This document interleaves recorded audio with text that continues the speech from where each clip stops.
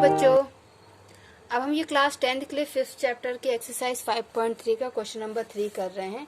और ये बहुत इंपॉर्टेंट क्वेश्चन है क्योंकि इन क्वेश्चंस को अगर आपने सॉल्व कर लिया मतलब आपको एपी सॉल्व करना आ जाएगा। देखिए ये क्वेश्चन है, मैं आपको टेक्स्ट बुक में दिखाती हूँ। ये क्वेश्चन है क्वेश्चन नंबर 3, ठीक है। ये देखिए आप, ये 10 क्वेश्चन हैं और ये बहुत ही इंपॉर्टेंट क्वेश्चन हैं। इनको अगर आपने सॉल्व कर लिया दैट मीन्स आपको एपी बहुत बहुत ज़्यादा अच्छे से आ जाएगी। तो देखिए इसका फर्स्ट क्वेश्चन मैंने लिखा हुआ है, ये फर्स्ट क्वेश्चन है। इसको देखिए कैसे सॉल्व करते हैं।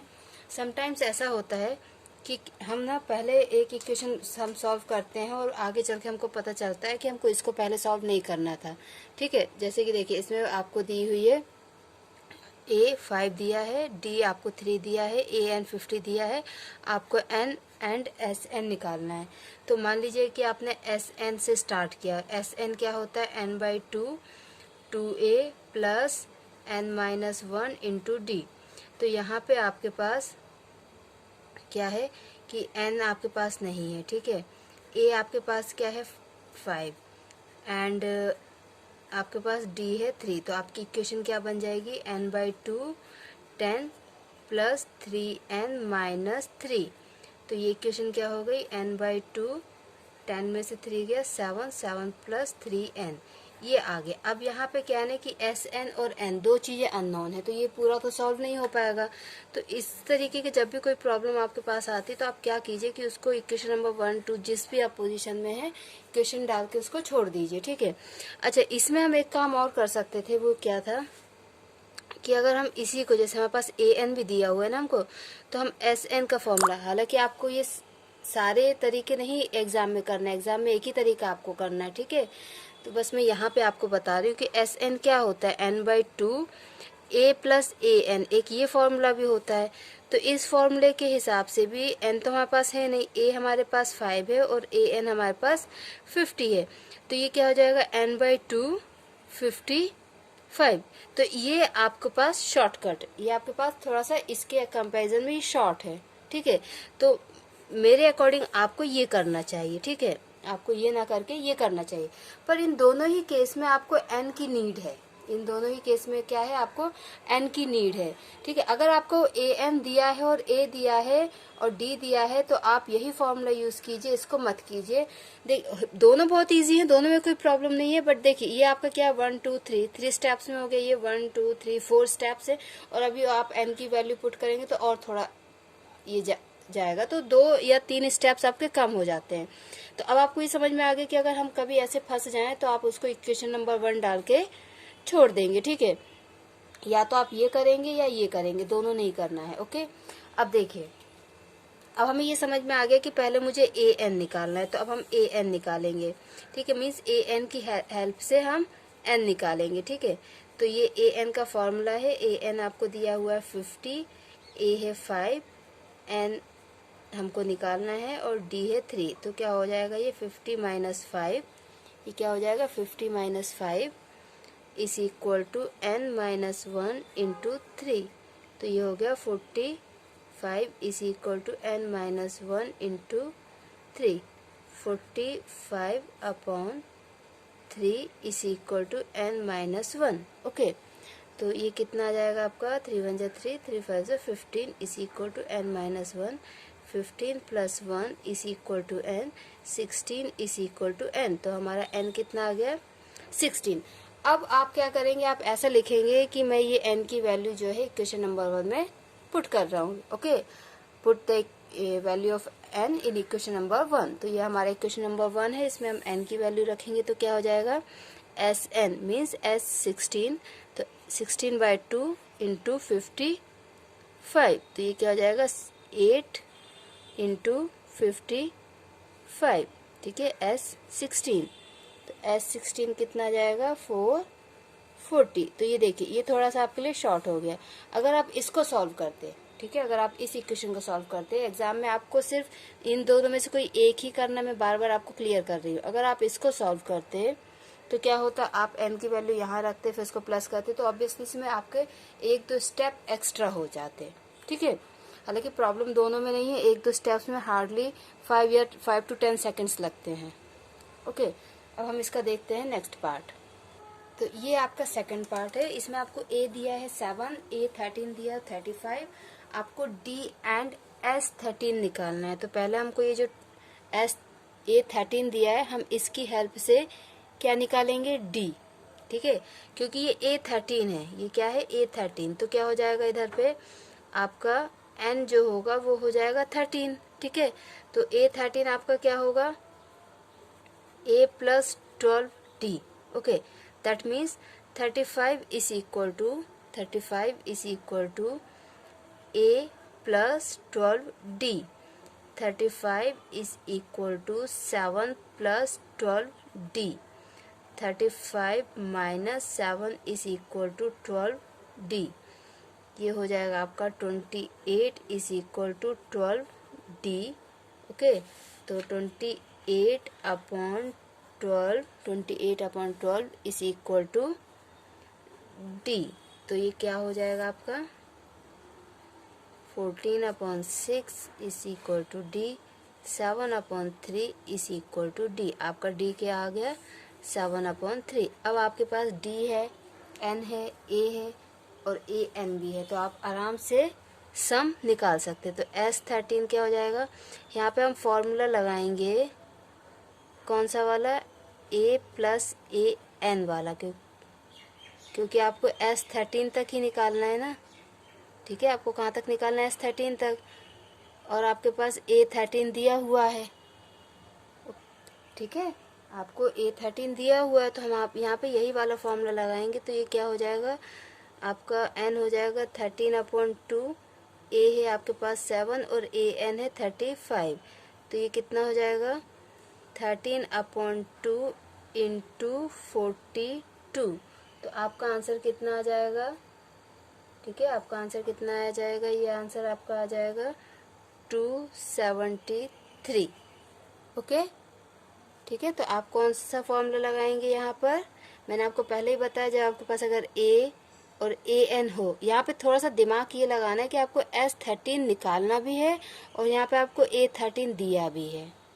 ठीक है, but it's not a big issue. अगर आप n/2 2a plus n-1 into D भी यूज़ करते हैं तो कोई बड़ा इशू नहीं है। ये है कि बस 2 या 3 स्टेप्स आपके एक्स्ट्रा हो जाते हैं। इसलिए मैं कह रही हूँ कि जितनी ज़्यादा आप प्रैक्टिस करेंगे उतना ज़्यादा आपको आइडिया हो जाएगा कि मुझे कब कौन सा फॉर्मूला यूज़ करना है। इसलिए ये मेरी एडवाइस है आपके लिए कि आप जितने भी एनसीईआरटी में क्वेश्चन है, सारे क्वेश्चंस एटलीस्ट एक बार तो ज़रूर सॉल्व कीजिए, और अगर हो सके तो और 2-3 बार सॉल्व कर लीजिए। और जो एक्स्ट्रा बुक्स होती है आरडी शर्मा, इन सब को भी आप सॉल्व कर सकते हैं, बट जो पेपर होता है वो एनसीईआरटी से ही आता है। Now this is the third part. इसमें आपको क्या दिया है, A12 इज 37, आपको D दिया है, फाइंड A and S12। तो हम इसकी हेल्प से क्या करेंगे, A निकालेंगे। ठीक है, तो A12 means A plus 11D। Okay, so 37 is equal to A plus 11 into 3। 37 is equal to A plus 33। 37 minus 33 is equal to A। 4 is equal to A। तो A कितना आ गया हमारा, 4। अब हम फिर वही बात कहेंगे कि हमको S12 निकालना है और A12 हमको दिया है। तो S12 इक्वल टू क्या हो जाएगा, n/2 A plus A12। Okay, तो n तो आपका हो जाएगा 12/2, A है आपका 4, S12 है आपका 37। तो ये क्या हो गया, 6 इंटू 37, 41 से मल्टीप्लाई करेंगे, S12 है ये आपका। Okay, so S12 is equal to 246। आपका S12 कितना आ गया, 246। Okay, now this is the fourth part. आपको फोर्थ पार्ट में क्या दिया हुआ है, A3 इज 15, S10 125। आपको D एंड A10 आपको निकालना है। ठीक है, तो A3 का क्या मतलब होगा, A plus 2D। A3 का क्या मतलब होगा, A plus 2D। That means 15 is equal to A plus 2D। इसके अलावा देखिए हमारे पास A भी नहीं है, D भी नहीं है, तो हम इस इक्वेशन को क्या करेंगे कि इक्वेशन नंबर 1 डाल के इसको हम छोड़ देंगे। ठीक है। अब हमारे पास S10 दिया है 125 और A10 दिया है, हमको निकालना है, ठीक है। तो S10 हम निकालेंगे तो ये क्या हो जाएगा 10/2 2A plus 10-1 into D। Okay, तो S10 कितना है 125 is equal to 5 2A plus 9D। Okay, तो ये कितना हो जाएगा 125/5, ठीक है। ये हम 125/5, ये जो 5 है ये 5 यहाँ के डिवाइड हो जाएगा, तो ये कितना हो गया 2A प्लस 9D। अब हम इसको कैसे सॉल्व करेंगे, ठीक है। हमारे पास और तो कुछ दिया ही नहीं है, तो अब हम इस इक्वेशन को कैसे सॉल्व करेंगे। तो देखिए हमारे पास ये जो है A प्लस 2D और ये है हमारे पास 2A प्लस 9D। तो हम ये जो 2A है इसको हम लिख लेंगे A प्लस A, इसको हम क्या लिख लेंगे A प्लस A। और ये जो 9D है इसको लिखेंगे 2D plus 2D plus 5D, ठीक है। क्योंकि A प्लस A 2A हो जाएगा, ये 2A हो जाएगा और 2D plus 2D plus 5D ये हो जाएगा 9D। मीन्स हम इस चीज़ को ना ब्रेक कर रहे हैं, 2A प्लस 9D को हम क्या कर रहे हैं ब्रेक कर रहे हैं। तो एक हमारे पास हो जाएगा A plus 2D plus A plus 2D plus 5D, ठीक है। इस तरीके से हमने क्या किया कि A plus 2A plus 9D को हमने इस तरीके से ब्रेक कर लिया, ठीक है। ये रफ वर्क है आपके लिए, ये क्या है रफ वर्क है, सिर्फ समझाने के लिए हमने उसको ब्रेक कर लिया। और उसको ब्रेक हमने जो किया उसको यहाँ पे हम लिखेंगे A plus 2D A plus 2D plus 5D। अब देखिए A प्लस 2D आपका किसके बराबर है, ये आपका 15 के बराबर है, ठीक है। तो यहाँ पे भी हम 15 लिख सकते हैं, यहाँ पे भी हम 15 लिख सकते हैं। आपको एग्जाम में इस तरीके से ये नहीं करना है, ठीक है। ये सिर्फ आपको समझाने के लिए मैंने किया है। तो ये क्या हो जाएगा आपका 25 is equal to 15 plus 5D। तो क्या हो गया 25 is equal to 30 plus 5D। 25 minus 30 is equal to 5D minus 5/5 is equal to D minus 1 is equal to D। तो आपका D कितना आ गया -1। अब ये जो वैल्यू आप इसको इक्वेशन नंबर 1 में रख दीजिए। ये तो आपका यहाँ पे ये जो है ये तो रफ वर्क है, ठीक है। मैं इसको क्रॉस कर देती हूँ, ठीक है। तो ये जो है आपका इक्वेशन नंबर 1, ठीक है। इक्वेशन नंबर 1 जो है आपके 15 is equal to A plus 2D, इसमें आप D की वैल्यू रख दीजिए। तो 15 इक्वल टू क्या होगा A plus 2 into -1। 15 is equal to A minus 2। 15 plus 2 is equal to A। 17 is equal to A। आपका A कितना आ गया 17। अब आपको निकालना है A10। तो A10 क्या होगा A प्लस 9D। तो 17 प्लस 9 इंटू -1, 17 माइनस 9, तो ये आपका कितना आ जाएगा, ठीक है। तो ये आपका आ जाएगा 8। तो आपका A10 कितना आ गया 8। ओके, तो ठीक है बच्चों, ये मैंने आपको 4 पार्ट्स इसमें कंप्लीट कर दिए। इसके आगे के पार्ट्स मैं अपने नेक्स्ट वीडियो में कवर करूँगी। तो आपको कोई भी अगर डाउट है बच्चों तो आप मुझसे कमेंट बॉक्स में कमेंट करके पूछ सकते हैं। और प्लीज़ मेरे चैनल को सब्सक्राइब कीजिए, लाइक कीजिए। थैंक यू बच्चों, टेक केयर।